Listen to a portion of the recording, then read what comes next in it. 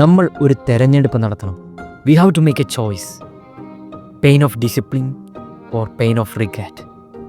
കാരണം ഇതിലൊരു വേദന, ഇതിലൊരു പെയിൻ നമ്മുടെ ജീവിതത്തിൽ എന്താണെങ്കിലും ഉണ്ടാകും. ഒന്നില്ലെങ്കിൽ ഡിസിപ്ലിൻ, അല്ലെങ്കിൽ റിഗ്രെറ്റ്. നീ എന്തിനാണ് discipline? To be the person you can be and wanna B.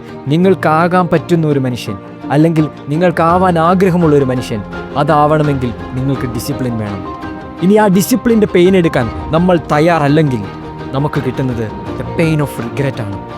നമ്മൾ നഷ്ടപ്പെടുത്തി കളഞ്ഞ അവസരങ്ങളുടെ, നമ്മൾ നഷ്ടപ്പെടുത്തി കളഞ്ഞ നമ്മുടെ പൊട്ടൻഷ്യലിൻ്റെ, നമുക്കാവാൻ പറ്റുമായിരുന്നിട്ടും നമ്മൾ ആവാതിരുന്ന ആ ഒരു മനുഷ്യൻ, ആ ഒരു വേദന ഓരോ ദിവസവും നമ്മുടെ ഉള്ളിൽ ഇങ്ങനെ നീറിപ്പുകഞ്ഞുകൊണ്ടിരിക്കും. Yes, the pain of regret is big. എന്താണ് ഡിസിപ്ലിൻ എന്ന് നമ്മൾ ആദ്യം മനസ്സിലാക്കണം. അതൊരു മെൻറ്റാലിറ്റിയാണ്. ഓരോ ദിവസവും പോരാടാനുള്ള ഒരു മെൻറ്റാലിറ്റിയാണ്. നമ്മളെ തന്നെ ഓവർകം ചെയ്യാനുള്ള ഒരു മെൻറ്റാലിറ്റിയാണ്. നമ്മുടെ ഉള്ളിൽ ഒരുപാട് വീക്ക്നെസ്സുകളുണ്ട്, ഒരുപാട് പ്ലഷേഴ്സിന് വേണ്ടിയിട്ടുള്ള ആഗ്രഹമുണ്ട്, ഒരുപാട് അലസതകളുണ്ട്. ഇതിനെ എല്ലാം ഫൈറ്റ് ചെയ്യാനുള്ള മെൻറ്റാലിറ്റിയാണ് ഡിസിപ്ലിൻ എന്ന് പറയുന്നത്. നമ്മളെ തന്നെ നിയന്ത്രിക്കാനുള്ള കഴിവിനെയാണ് നമ്മൾ ഡിസിപ്ലിൻ എന്ന് വിളിക്കുന്നത്. നമുക്കൊരു കാര്യം ചെയ്യണമെന്നറിയാം, പക്ഷേ ചെയ്യാൻ ആഗ്രഹമില്ലാത്തപ്പോഴും ചെയ്യാൻ മൂഡില്ലാത്തപ്പോഴും അത് ചെയ്യാൻ നമ്മൾ അവിടെ എത്തുന്നു. അതാണ് ഡിസിപ്ലിൻ എന്ന് പറയുന്നത്. പക്ഷേ അത് മാത്രമല്ല ഡിസിപ്ലിൻ, നമ്മളെ തന്നെ റെസ്പെക്റ്റ് ചെയ്യുന്നതാണ് ഡിസിപ്ലിൻ. അതെ, നമ്മൾ നമ്മളോട് തന്നെ കാണിക്കുന്ന ഒരു റെസ്പെക്റ്റാണ് ഡിസിപ്ലിൻ എന്ന് പറയുന്നത്. നമ്മളെപ്പോഴും നോക്കുന്നത് മറ്റുള്ളവരെ മാറ്റാനാണ്, മറ്റുള്ളവരെ നന്നാക്കാനാണ്. പക്ഷേ ഒരു പോയിന്റ് കഴിയുമ്പോൾ നമുക്ക് മനസ്സിലാവും അതങ്ങനെയല്ല വർക്ക് ചെയ്യുന്നത്. It is the other way around. നമ്മളാണ് മാറേണ്ടത്. നമ്മുടെ ജീവിതത്തിലാണ് ഡിസിപ്ലിൻ വരേണ്ടത്.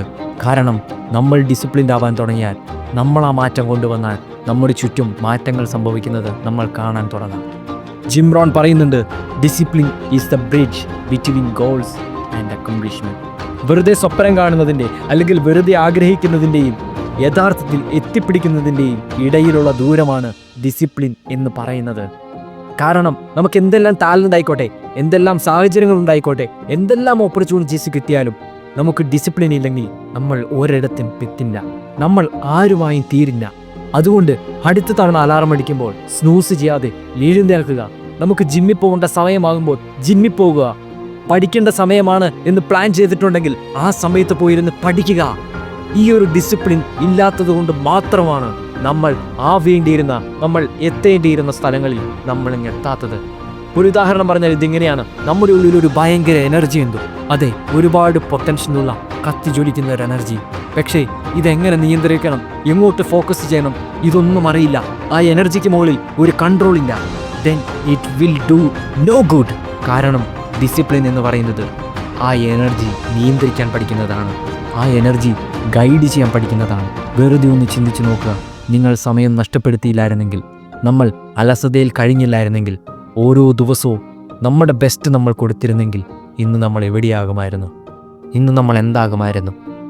Yes, reward comes with pain and being okay with pain is discipline. ഇത് നമ്മൾ എഴുന്നേറ്റ് വരുമ്പോൾ നമ്മൾ ആദ്യം കാണുന്ന വാചകങ്ങളായിരിക്കണം.